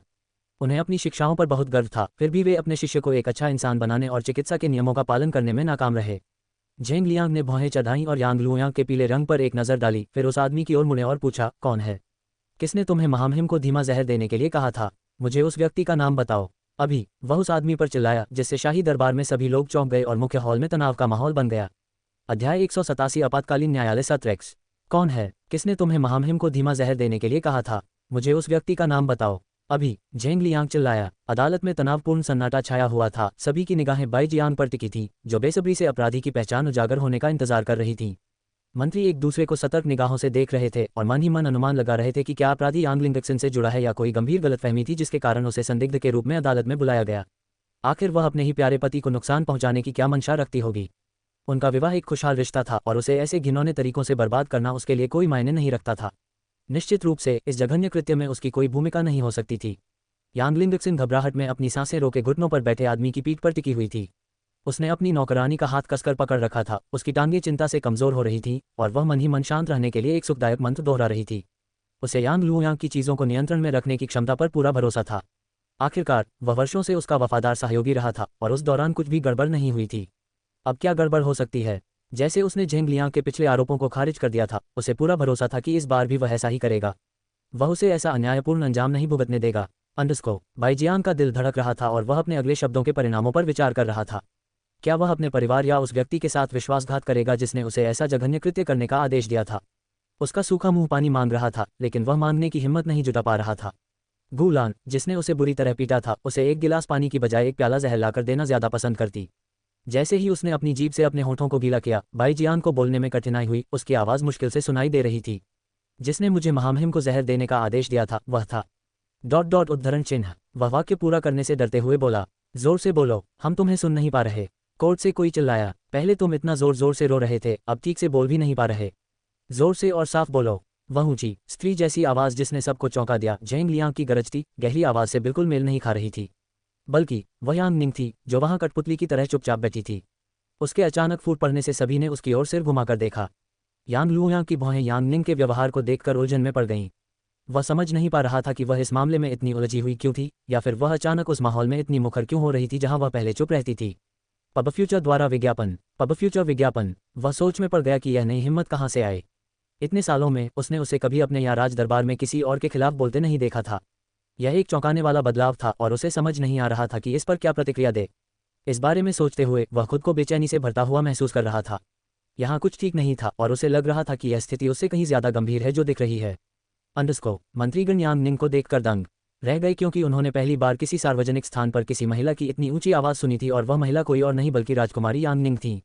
महिलाओं को पुरुषों के मामलों में बोलने की इजाजत नहीं होती, लेकिन यहाँ तो वह खुलेआम दरबार के मामलों में दखल दे रही थी और ऐसे पेश आ रही थी मानो दरबार की कार्यवाही वही चला रही हो। सब झेंग लियांग की प्रतिक्रिया देखने के लिए उसकी तरफ देखने लगे, लेकिन उन्हें हैरानी हुई कि उसने उससे कुछ नहीं कहा। उसने उसका समर्थन भी किया और बाई जियांग से जोर से बोलने को कहा, तुम क्या कर रही हो? क्या तुमने राजकुमारी की बात नहीं सुनी? अब से जोर से और साफ बोलो। बाई जियांग चिल्लाए जाने से घबरा गया और उसने तुरंत अपना सिर जमीन पर रखकर अपने किए की माफी मांगी। महाराज, मुझे माफ कर दो, अब से मैं ठीक से बोलूंगा। उसने जोर से चिल्लाया और पूरी कोशिश की कि सबको उसकी बात साफ सुनाई दे। अच्छा। यांग निंग ने उसकी ऊंची आवाज पर सिर हिलाया और सहजता से उसे अपनी बात जारी रखने का इशारा किया, जिससे शाही दरबार में सभी लोग हैरान रह गए। ऐसा क्यों लग रहा है कि झेंग लियांग से ज्यादा यांग निंग ही दरबार की अगुवाई कर रही है? जिस व्यक्ति ने मुझे महामहिम को जहर देने का आदेश दिया था वह था। बाई जियांग ने ऊंची कांपती आवाज में कहा। वह झिझकते हुए रुका और सबकी तरफ देखा, फिर अचानक बोल पड़ा, यह महामहिम ही थी। जैसे ही बाई जियांग ने महारानी पर राजा की हत्या के प्रयास का आरोप लगाया, शाही दरबार स्तब्ध रह गया। मंत्री स्तब्ध रह गए और एक पल के लिए चुप हो गए। उन्हें विश्वास ही नहीं हो रहा था कि उन्होंने अभी अभी क्या सुना था। मंत्री भयभीत हो गए और सदमे से यांग लिंगक्सिन को देखने लगे। उन्हें उम्मीद नहीं थी कि बाई जियांग इस मामले में उनका नाम लेगा। उन्हें ज्यादा से ज्यादा यही उम्मीद थी कि वह किसी ऐसे व्यक्ति का नाम लेगा जो उनके परिचित का हो। हालांकि ये चौंकाने वाली बात थी कि जिस व्यक्ति ने उसे महामहिम को जहर देने के लिए कहा था वह कोई और नहीं बल्कि साम्राज्य की महारानी थी। यांग लिंगक्सिन की आंखें सदमे से चौड़ी हो गईं जब उसने उसे अपना नाम सबके सामने बताते सुना। उसने हताशा में अपनी छाती पकड़ ली और अपनी आंखों के सामने अपनी दुनिया बिखरती हुई देखी। उसने यांग लुयांग की ओर देखा, हालांकि उसने उसकी नजरों से बचने की कोशिश की। उसकी रक्षा करना तो दूर, उसने उसकी तरफ देखा भी नहीं। नहीं, वह झूठ बोल रहा है। वह मुझे उस चीज के लिए फंसा रहा है जो मैंने की ही नहीं। मैं ऐसा कुछ क्यों करूंगी? यांग लिंगक्सिन ने हताशा में अपना सिर हिलाया और सबका ध्यान और सहानुभूति पाने के लिए रोई। झेंग लियांग, ये सब बंद करो। तुम मेरे साथ ऐसा क्यों कर रहे हो? तुम मुझे अपराधी साबित करने के लिए सबूत कैसे कर सकते हो? वह रोई। बाई जियांग ने भौहें चढ़ाईं। उसने झेंग लियांग की ओर देखा और हताशा में सिर हिलाया। महाराज, मैं झूठ नहीं बोल रहा। कृपया मुझ पर विश्वास करें। जब महामहिम बीमार पड़े तो महामहिम ने मुझे अपने कक्ष में बुलाया और आदेश दिया कि मैं उनके द्वारा दिए गए प्राकृतिक तेलों को महामहिम के कक्ष के गर्म पानी में मिलाकर उनके बिस्तर के पास रख दूं। उन्होंने मुझे शाही औषधि विभाग का प्रमुख बनाने की भी पेशकश की और इसे गुप्त रखने के लिए मुझे सोने के सिक्कों की एक थैली दी। उन्होंने झेंग लियांग की ओर देखा और तुरंत सच्चाई बता दी। मैंने पहले तो उनका प्रस्ताव ठुकरा दिया, लेकिन उन्होंने मुझे धमकी दी कि अगर मैंने उनका आदेश नहीं माना तो वे मुझे बाहर निकाल देंगी। बाई जियांग ने झेंग लियांग को विनती भरी निगाहों से देखा और विनती की, महामहिम, अगर आपको मुझ पर विश्वास नहीं है तो आप शाही औषधि विभाग के किसी भी व्यक्ति से इसके बारे में पूछ सकते हैं। उन्होंने मुझे महारानी की दासी के साथ देखा होगा जो शाही औषधि विभाग में मुझसे मिलने कई बार आई थी और मुझे महारानी के कक्ष में गर्म पानी में मिलाने के लिए जहरीला प्राकृतिक तेल दिया था। महामहिम, कृपया मुझ पर विश्वास करें। मेरे पास कोई चारा नहीं था। मेरे पिता कुछ साल पहले गुजर गए और मैं अपने परिवार का इकलौता कमाने वाला हूँ। अगर मुझे महल से निकाल दिया जाता तो मैं अपने परिवार का पेट कैसे भरता जो घर पर मेरा इंतजार कर रहा था। उसने उससे दया की भीख मांगी। यांग लिंगक्सिन अब और बर्दाश्त नहीं कर सकी और लड़खड़ाते कदमों से आगे बढ़ी और सहायक चिकित्सक के गालों पर थप्पड़ मारे, उसका कॉलर पकड़कर उस पर चिल्लाई, तुम्हारी हिम्मत कैसे हुई? क्या तुम्हें लगता है कि अगर तुम बेशर्मी से झूठ बोलोगे तो सब तुम्हारी खोखली बातों पर यकीन कर लेंगे? बताओ, तुम्हें किसने कहा था कि मुझे इतने जघन्य अपराध में फंसाओ? मुझ पर झूठा आरोप लगाकर तुम्हें क्या मिलेगा? बताओ। वह चिल्लाए और पूरी ताकत से उसे फिर से थप्पड़ मारा। बाई जियांग उसके अचानक हमले से अचंभित रह गया, लेकिन वह कुछ नहीं कर सका क्योंकि उसके हाथ बंधे हुए थे। यांग लिंगक्सिन के हाथों की अंगूठियों ने उसके चेहरे पर खून से सनी कुछ खरोंचें छोड़ दी, जिससे वह और भी दुखी हो गया। झेंग लियांग ने भौहें चढ़ाईं और महिला गार्डों को इशारा किया कि वे यांग लिंगक्सिन को खींचकर अपनी जगह पर पकड़ लें। अध्याय 188 आपातकालीन न्यायालय सतशी। यांग लिंगक्सिन ने एक तीखी चीख मारी और उन महिला गार्डों से भिड़ गई जिन्होंने उसे पकड़ रखा था। तुम क्या कर रही हो? मुझे जाने दो। उनकी मजबूत पकड़ से उसकी कलाइयां दुखने लगी और बाई जियांग के चेहरे पर थप्पड़ मारने से उसकी हथेलियां चुभने लगीं। लेकिन उसका गुस्सा अभी शांत नहीं हुआ था।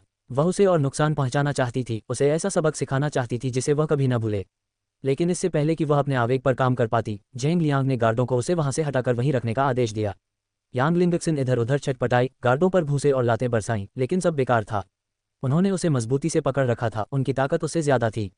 जैसे ही मंत्रियों को यह चौंकाने वाली खबर मिली कि महारानी ने सम्राट के खिलाफ साजिश रची है, उनका ध्यान यांग लिंगशिन के अनियमित व्यवहार पर गया। पहले तो उन्हें यकीन नहीं हुआ कि इतनी विनम्र महारानी इतना विश्वासघात कर सकती हैं, लेकिन उनके हिंसक स्वभाव और स्पष्ट रूप से पीड़ित होने की मानसिकता ने उनके असली स्वभाव पर संदेह पैदा कर दिया। यांग लिंगशिन ने जेंग लियांग को घूरा, उसकी आंखें गुस्से से लाल हो गईं। क्या तुम पागल हो गए हो? मैं महारानी हूँ, कोई अपराधी नहीं। तुम एक मामूली वैद्य की बात पर कैसे यकीन कर सकते हो जिसने सम्राट को नुकसान पहुंचाने की कोशिश की थी? उसने मंत्रियों की तरफ देखा, मदद मांगते हुए। मैंने उसे कुछ करने का आदेश नहीं दिया। मैं अपने ही पति को क्यों नुकसान पहुंचाऊंगी? यांग निंग, जो चुपचाप देख रही थी, बीच में बोली, लेडी यांग लिंगशिन, आप क्राउन प्रिंस पर राजद्रोह और सम्राट की हत्या के प्रयास का आरोप कैसे लगा सकती हैं? सच्चाई आपके सामने है और गवाह भी यहाँ खड़ा है, फिर भी आप उसे नकार रही हैं। यांग लिंगक्सिन पीछे हट गई, उसकी नज़र अब यांग निंग पर टिक गई। तुम ही हो इस सब के पीछे, है ना? अच्छा बनने का दिखावा करते हो, पर असल में तुम घास में छिपे सांप हो। यांग लिंगक्सिन ने अपने दांत पीस लिए। उसका गुस्सा और हताशा बढ़ती जा रही थी क्योंकि उसे अपने पतन में यांग निंग की भूमिका याद आ रही थी। पिछले दिनों यांग निंग ने ही पहरेदार से कहा था कि वह उससे प्राकृतिक तेल लेकर महामहिम के कक्ष में भाप से भरे गर्म पानी में मिला दे। वह हैरान थी कि जो महिला उससे या उसके पिता से मिलने से कतरा रही थी, जिसने उसकी शादी युवराज से तय की थी, वह अचानक उसकी मदद कर रही थी और उसके साथ अच्छा व्यवहार कर रही थी। उसने सोचा था कि यांग निंग को आखिरकार समझ आ गया होगा कि भविष्य में महल में उसका रुतबा बढ़ाने में कौन उसकी मदद करेगा और वह उसके साथ सौहार्दपूर्ण रिश्ता बनाए रखना चाहता है। हालांकि वह गलत थी। अब ये बात और भी साफ होती जा रही थी कि यह सब उसे गिराने की यांग निंग की योजना का हिस्सा था। सच तो यह है कि वह कभी भी उसके पक्ष में नहीं थी। शुरू से ही वह सच्चाई उजागर करने के लिए जेंग लियांग के साथ गुप्त रूप से काम कर रही थी। लेकिन यांग लिंगक्सिन ने उसे खुद पर हावी होने नहीं दिया। वह खुद को इतनी आसानी से हारने नहीं देगी। मुझे यकीन है कि तुमने मेरे खिलाफ साजिश रची है, यांग लिंगक्सिन ने यांग निंग पर आरोप लगाया। उसकी आवाज़ गुस्से से भर गई। तुम ही तो थी जिन्होंने उस दिन मुझसे प्राकृतिक तेल लिया था और गार्ड से उसे महामहिम के भाप से भरे गर्म पानी में मिलाने को कहा था। मुझे लगता है तुमने ही मेरे द्वारा भेजे गए प्राकृतिक तेल में जहर मिलाया होगा। तुम मुझे फंसाना चाहती थीं और सबको मेरे खिलाफ करना चाहती थीं। तुम घिनौनी हो, यांग निंग। मंत्रियों ने बेचैनी भरी नज़रों से एक दूसरे को देखा। उन्हें समझ नहीं आ रहा था कि किस पर यकीन करें। लेकिन एक बात साफ थी, साजिश ने अदालत में अफरा तफरी मचा दी थी और सच्चाई अभी पूरी तरह सामने आनी बाकी थी। जेंग लियांग की भौहें तन गईं, उसका धैर्य जवाब दे रहा था। वह यांग लिंगक्सिन की बेतुकी बातें बर्दाश्त नहीं कर सकता था। उसने न सिर्फ उसे बल्कि उसकी पत्नी को भी गालियां देनी शुरू कर दी थी और वह इस हद तक बेइज्जती बर्दाश्त नहीं कर सकता था। बस, जेंग लियांग ने अपना हाथ उठाया, उसकी आवाज़ दृढ़ और आज्ञाकारी थी। मैं तुम्हें अपना अपमान और बेइज्जती जारी नहीं रखने दूंगा, लेडी यांग लिंगक्सिन, उसने सख्ती से कहा। यह साफ है कि तुम्हें इस दरबार या मेरी पत्नी का जरा भी सम्मान नहीं है और मैं अब इस व्यवहार को और बर्दाश्त नहीं करूंगा। उसकी आवाज़ में अधिकार भरा हुआ था। उसने अपनी नज़रें उस पर गड़ा दी, उसे एक बार फिर बिना बारी के बोलने की चुनौती दी। ये राज दरबार है और आप यहाँ महारानी की तरह नहीं बल्कि एक गद्दार की तरह खड़ी हैं। आपका अशिष्ट व्यवहार अस्वीकार्य है। अगर आप अपना आचरण ठीक से नहीं कर सकती तो मुझसे नरमी की उम्मीद मत कीजिए। मैं एक गद्दार की ऐसी गुस्ताखी बर्दाश्त नहीं करूंगा, उसने गुस्से से भरी आंखों से कहा। अगर तुम तुरंत सजा नहीं चाहते तो मेरा सुझाव है कि जब तक मैं अपना फैसला न सुना दूं तुम चुपचाप खड़े रहो। यांग लिंगक्सिन ने गुस्से से अपने दांत भींच लिए और यांग निंग के बाल पकड़कर सबके सामने उसके मुंह पर थप्पड़ मारने से खुद को रोक लिया। वह जानती थी कि अगर वह जल्दबाजी में ऐसा करेगी तो हालात और बिगड़ जाएंगे। साम्राज्य की महारानी होने के बावजूद उसकी जांच एक अपराधी की तरह की जा रही थी। ये सब यांग निंग की वजह से था। उसकी वजह से उसे सबके सामने अपमानित किया गया और एक अपराधी की तरह उसके साथ दुर्व्यवहार किया गया। खुद को शांत करने के लिए गहरी सांस लेने के बाद यांग लिंगक्सिन जेंग लियांग के बोलते ही चुपचाप खड़ी रही। चूंकि तुम चिकित्सक बाई जियान के बयान को सबूत मानने से इनकार करती हो, उसने उससे कहा, मैंने तुम्हारे लिए अतिरिक्त गवाह तैयार कर लिए हैं। जेंग लियांग का और गवाहों के बारे में बयान सुनकर यांग लिंगक्सिन का चेहरा पीला पड़ गया।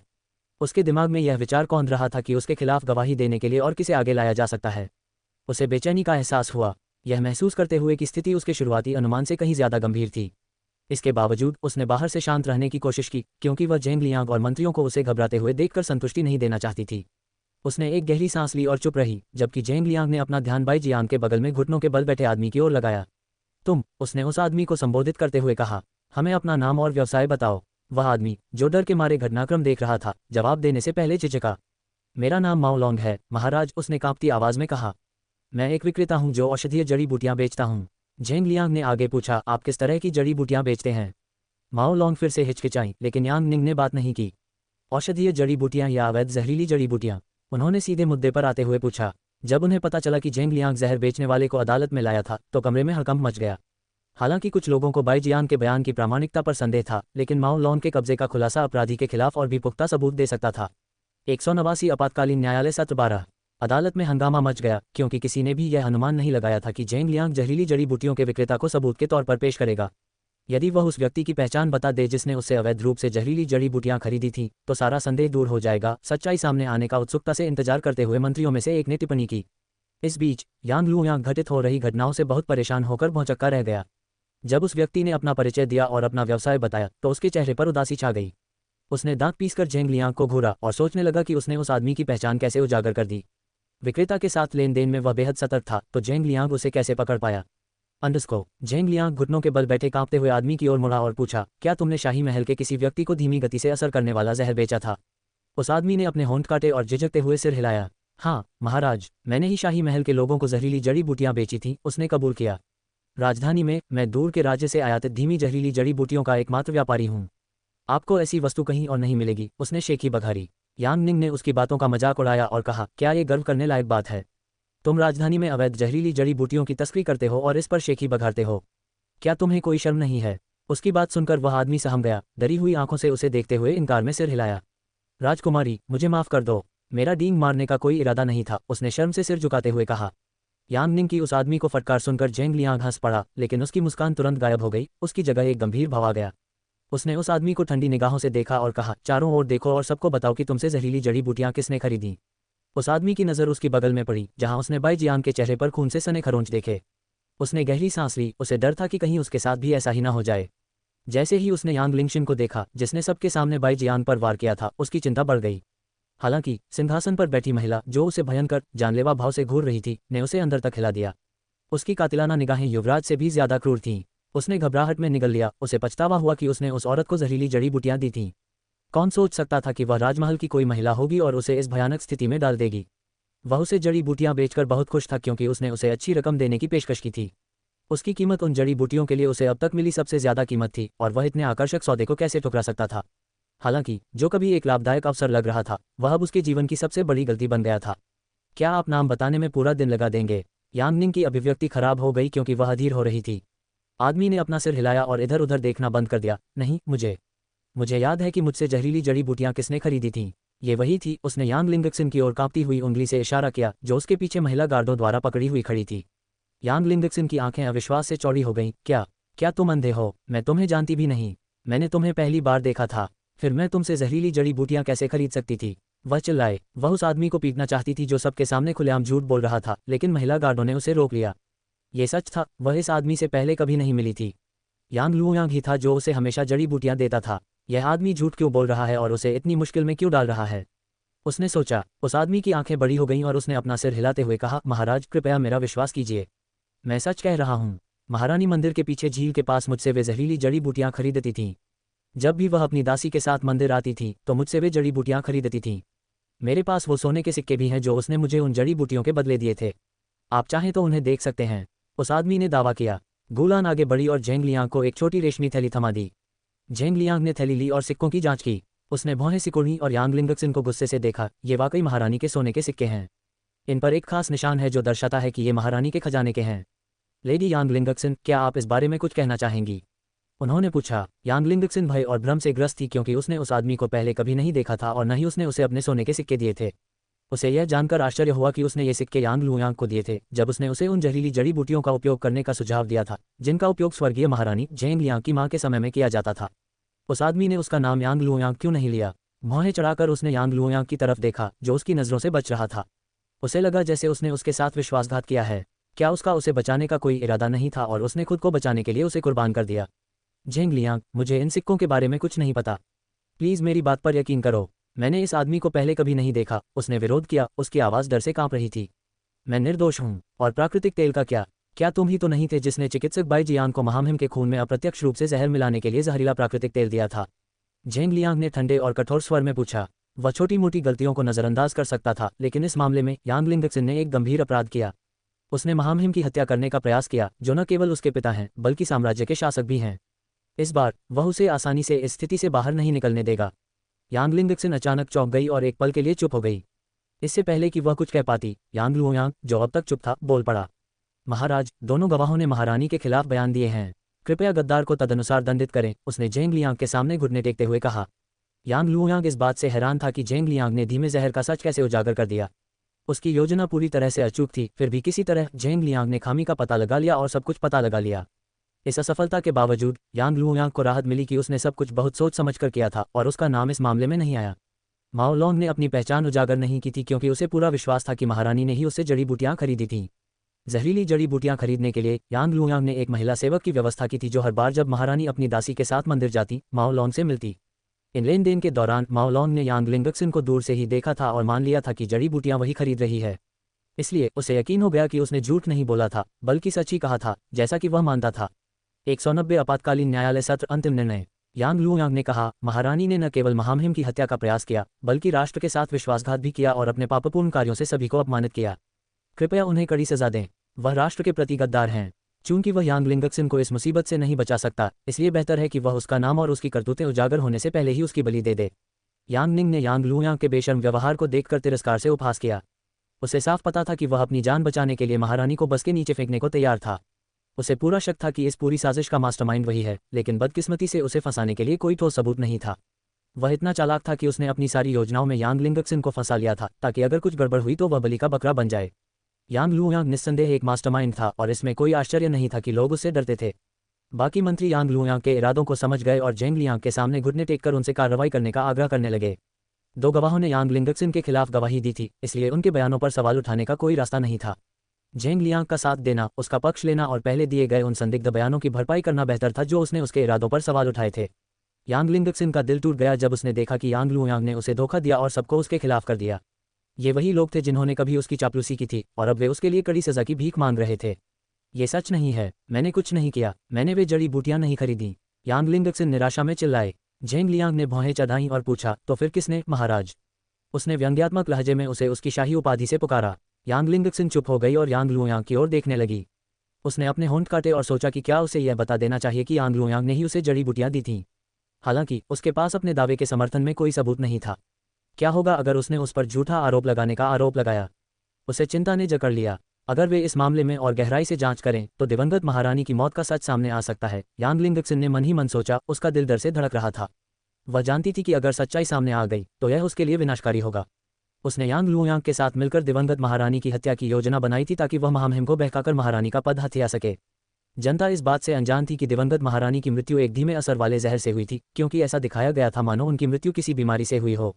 यह एक ऐसा राज था जिसे उन्होंने वर्षों तक छुपा कर रखा था और इसके उजागर होने के ख्याल से ही वह सिहर उठती थी। उसने यांग लुयांग को गुस्से और डर के मिले जुले भाव से देखा। वही अकेला व्यक्ति था जो दिवंगत महारानी की मौत में उसकी संलिप्तता के बारे में सच्चाई जानता था। अगर वह एक बार उसे धोखा देने को तैयार था तो कौन कह सकता है कि वह दोबारा ऐसा नहीं करेगा। वह जानती थी कि उसे सावधानी से कदम उठाना होगा। अगर उसने कुछ ऐसा कहा जिससे उसे दोषी ठहराया जा सके तो उसे सजा दी जाएगी, लेकिन साथ ही वह यांग लुयांग को उसे बस के नीचे धकेलकर बलि का बकरा बनने नहीं दे सकती थी। उसने गहरी सांस ली और समय का इंतजार करने का फैसला किया। उसे बिना ज्यादा कुछ बताए खुद को बचाने का कोई रास्ता सोचना था। फिलहाल वह बस यही उम्मीद कर सकती थी कि यांग लुयांग अपनी कहानी पर अड़ा रहेगा और दिवंगत महारानी की मौत का सच हमेशा के लिए दफन हो जाएगा। इससे पहले कि यांग लिंगक्सिन कोई स्पष्टीकरण दे पाती, यांग लुयांग खड़ा हो गया और जेंग लियांग से बोला, महाराज, महारानी सच कह रही हैं। उन्होंने जड़ी बूटियां खुद नहीं खरीदी। यांग लिंगक्सिन की आंखों में उम्मीद की एक किरण चमक उठी जब उसने यांग लुयांग को अपनी तरफ से बोलने के लिए उठते देखा। हालांकि उसके अगले ही शब्द सुनकर उसका दिल बैठ गया। जैसा कि माओ लॉन्ग ने कहा, यह उनकी नौकरानी थी जिसने उनकी ओर से उन्हें खरीदा था। कृपया नौकरानी और महारानी को तदनुसार दंडित करें, यांग लुयांग ने अपनी निर्दयता से सभी को चौंकाते हुए कहा। यांग लिंगक्सिन का चेहरा सदमे में आ गया जब उसने महसूस किया कि यांग लुयांग उसके लिए खड़ा नहीं था, बल्कि उसे अपनी योजना में मोहरे के रूप में इस्तेमाल कर रहा था। वह उसकी बातों से आहत तो हुई, लेकिन जानती थी कि उसके पास कोई चारा नहीं है। यांग लुयांग ने सब कुछ इतनी अच्छी तरह से योजनाबद्ध किया था कि चाहे वह खुद को बचाने की कितनी भी कोशिश करे, वह खुद को इस आपदा से नहीं बचा पाएगी। जेंग लियांग, जो चुपचाप सारी कार्यवाही सुन रहा था, आखिरकार बोला, लेडी यांग लिंगक्सिन, आपको महामहिम की हत्या के प्रयास और राष्ट्र के साथ विश्वासघात का दोषी पाया गया है। उसने कठोर स्वर में घोषणा की। तुम्हारे कृत्यों से राजपरिवार और राष्ट्र को शर्म और अपमान का सामना करना पड़ा है।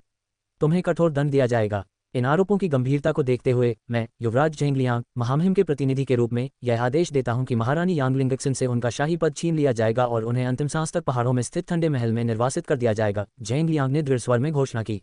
यांग लिंगक्सिन ने अपना सिर झुका लिया, उसके चेहरे पर आंसू बह रहे थे। वह जानती थी कि बचने की कोई उम्मीद नहीं है। उन्होंने आगे कहा, नौकरानी, सहायक चिकित्सक बाई जियांग और विक्रेता माओ लॉन्ग सहित उनके सहयोगियों, जिन्होंने इस षड्यंत्र में सक्रिय या निष्क्रिय रूप से भाग लिया था, को महामहिम की हत्या का प्रयास करने और देश में अराजकता भड़काने के लिए फांसी दी जाएगी।